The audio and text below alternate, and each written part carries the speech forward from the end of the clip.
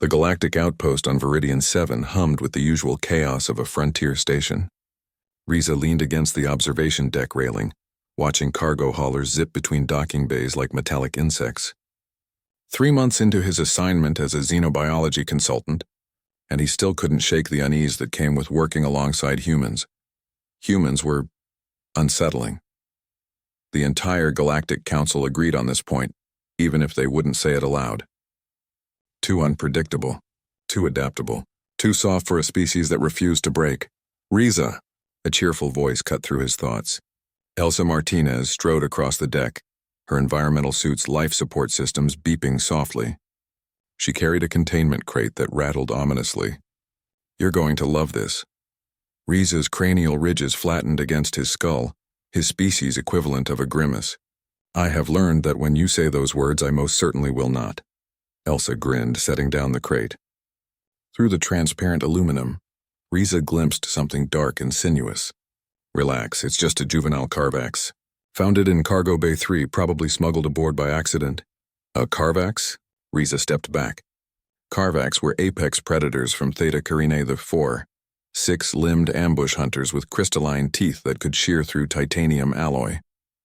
Even juveniles were classified as Class 5 threats. "Elsa, that creature can disembowel a Threxian war beast. Why is it in a standard containment unit?" "Because it's scared," she said simply, unsealing the crate. "Don't." Too late. The crate opened with a hiss. The Carvax cub exploded outward in a blur of midnight scales and flashing claws. It was small, barely the size of a Terran dog, but its movements carried the lethal precision of its species. It fixed 6 amber eyes on Elsa and released a sound between a hiss and a growl. Riza reached for his neural disruptor, but Elsa simply stood there, hands on her hips. "Hey now." "None of that," the cub lunged, its jaws clamped around Elsa's boot with an audible crunch. Riza watched in horror as those crystalline teeth, capable of scoring starship hulls, bit down on the reinforced polymer. Elsa looked down at the creature dangling from her foot.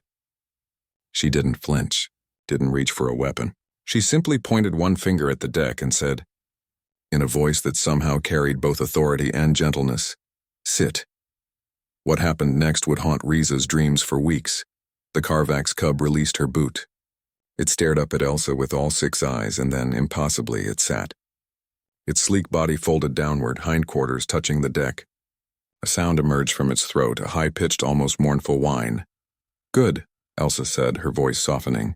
She crouched down, moving slowly. "You're scared, I get it. New place, strange smells, no pack. But you're safe now." The cub tilted its angular head, studying her. Riza realized his respiratory chambers had forgotten to cycle. He forced himself to breathe. "Elsa," he whispered. "What did you do?"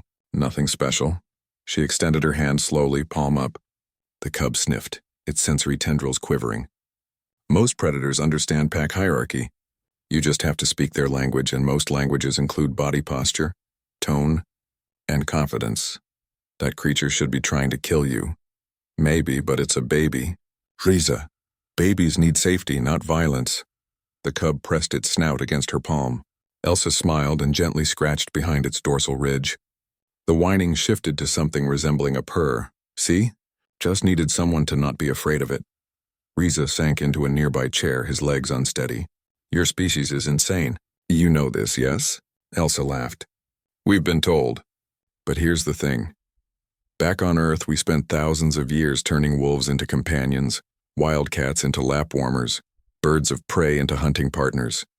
We've domesticated everything from apex predators to insects. It's kind of our thing. This is not a wolf. This is a creature that evolved to hunt in methane storms and feed on silicon-based life." "Sure," Elsa said cheerfully. The cub had rolled onto its back, 6 legs waving in the air as she rubbed its belly. "But fear and trust, those are pretty universal. This little one responds to confidence and calm. Show it you're not a threat but also not prey, and you establish relationship." Riza watched as the deadliest juvenile predator he'd ever encountered nuzzled against the human's hand like a contented pet. The council debates whether to grant your species full membership. They say humans are too dangerous, too unpredictable.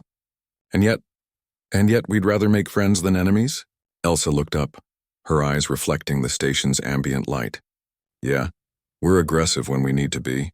Don't get me wrong. But we also spent our entire evolutionary history forming bonds with things that should eat us. Horses that could crush our skulls. Dogs descended from pack hunters. Even sharks and crocodiles, we've learned to coexist. You befriend your predators, Riza said slowly, understanding dawning. This is why the Cathari fear you, why the Vrex refused initial contact. Maybe. Elsa stood and the cub immediately followed, staying close to her leg. We see something fierce and think friend before we think fight. Doesn't always work out, but when it does... She gestured to the cub, now gazing up at her with something approaching devotion. You get loyalty that runs deeper than logic. Riza rose, approaching cautiously.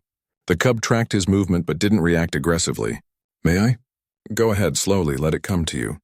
He extended his 3-fingered hand. The cub sniffed, considering, then bumped its head against his palm. Riza felt the thrumming of its secondary heartbeat through its scales. Remarkable, he breathed. That's humanity for you, Elsa said.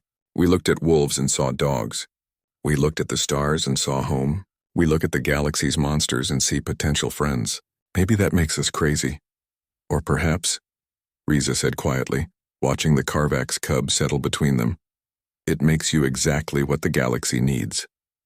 Elsa smiled. Come on, let's get this little troublemaker to xenobiology. Gonna need to figure out its diet and send it back to its homeworld. But until then... She looked down at the cub, who gazed back with absolute trust. It's got a pack. As they walked toward the lift, the apex predator following the human like a shadow, Riza made a mental note to update his report to the council. Humans weren't dangerous because they conquered. They were dangerous because they befriended. And in a galaxy built on fear and dominance, that might be the most revolutionary trait of all.